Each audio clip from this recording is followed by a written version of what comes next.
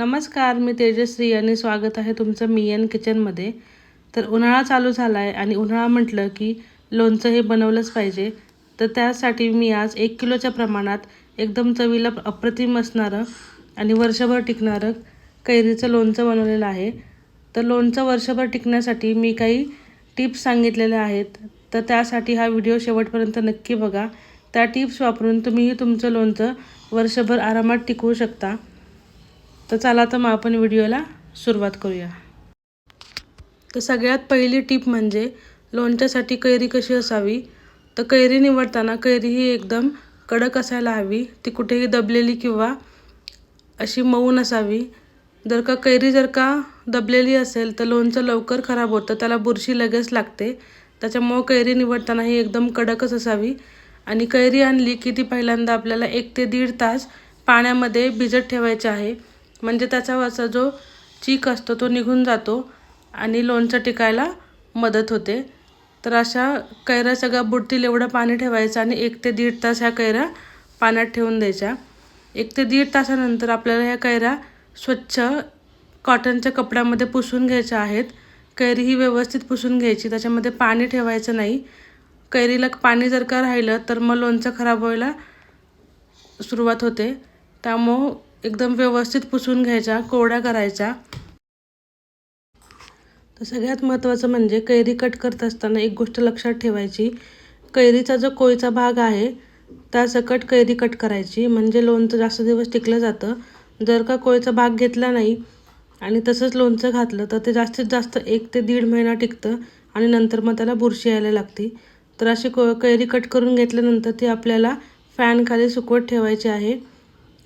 एक रात्रभर मी फॅनखाली ही कैरी सुकवत ठेवली, म्हणजे कैरीमधलं जे मॉइश्चर आहे किंवा एक्स्ट्रा पाणी जे आहे ते हवेने सुकलं जातं आणि लोणचं टिकायला मदत होते.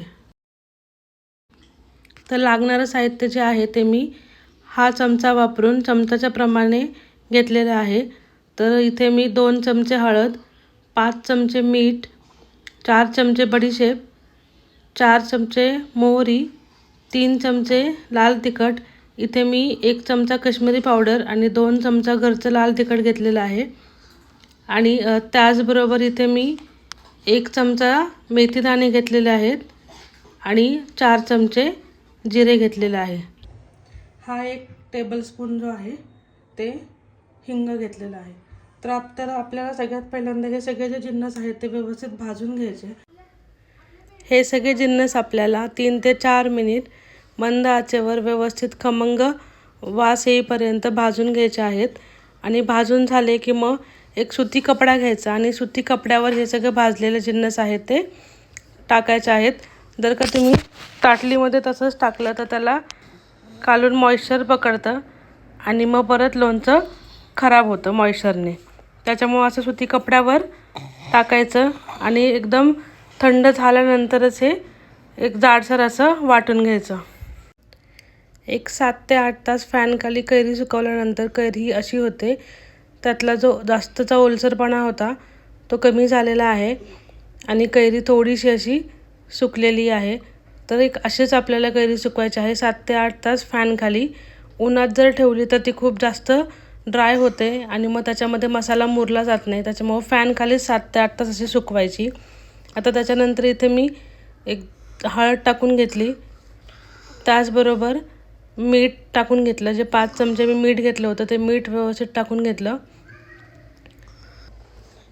आणि मग मिरची पावडर टाकून घेतली. हे जे कोरडे मसाले आहेत ते आपल्याला व्यवस्थित मिक्स करून घ्यायचे आहेत, म्हणजे कैरीला हळद, मीठ, तिखट जे आहे ते व्यवस्थित लागलं जातं. आता इथे मी 1 किलो कैरीसाठी 1/2 किलो तेल घेतलेलं आहे. तर हे तेल आपल्याला पहिल्यांदा कडकडीत गरम करून घ्यायचं आणि गरम झाल्यानंतर मग गॅस बंद करायचा आणि तेल कोमट असतानाच आपण जो 1 चमचा हिंग घेतलं होतं ते हिंग त्याच्यामध्ये घालायचं, म्हणजे ते जास्त जळलं जात नाही आणि हिंगाचा फ्लेवर हा तसाच राहतो.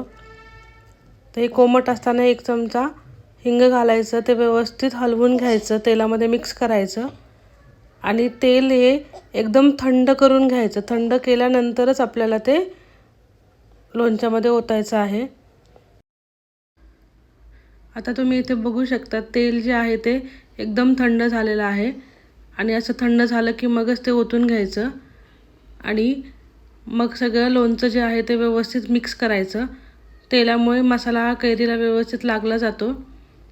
हे व्यवस्थित मिक्स करून घ्यायचं आणि 1 ते 1.5 तास असंच वरती ठेवायचं रूम टेम्परेचरला आणि मग त्याच्यानंतर हे आपल्याला बरणीमध्ये भरून ठेवायचं आहे. तर लोणचं साठवण्यासाठी ही काचेचीच भरणी शक्यतो वापरा. प्लास्टिकमध्ये लोणचं लवकर खराब होतं, त्यामुळं काचेची भरणी घ्यायची आणि मग त्याच्यामध्ये लोणचं जे आहे ते साठवायचं. तर काचेची भरणी पहिल्यांदा व्यवस्थित कोरडी करून घ्यायची. त्याच्यामध्ये कुठेही पाणी असता कामा नये.